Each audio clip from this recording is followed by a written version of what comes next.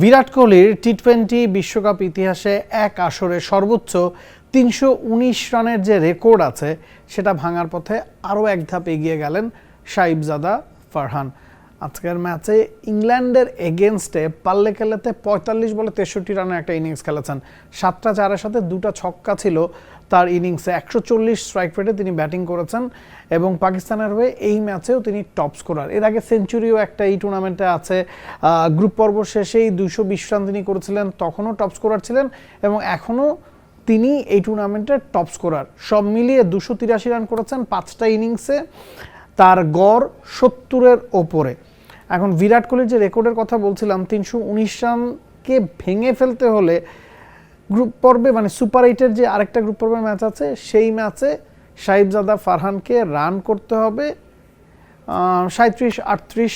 আর যদি পাকিস্তান সেমিফাইনাল খেলে বা ফাইনাল খেলে সেক্ষেত্রে বলাই যায় যে ধরনের ফর্মে তিনি আছেন তিনি রেকর্ডটা ভেঙে ফেলবেন।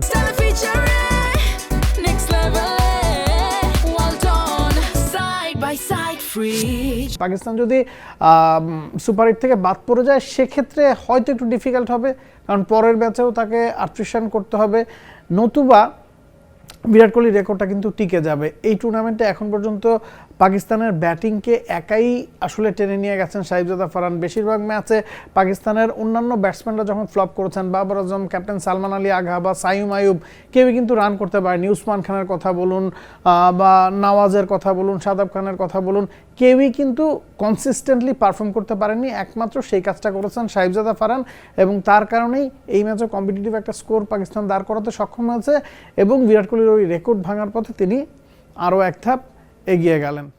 For more updates, subscribe to our YouTube channel and click on the bell icon. Follow us on Facebook and Instagram. Download T-Sports app to enjoy exciting games and highlights. Visit tsports.com.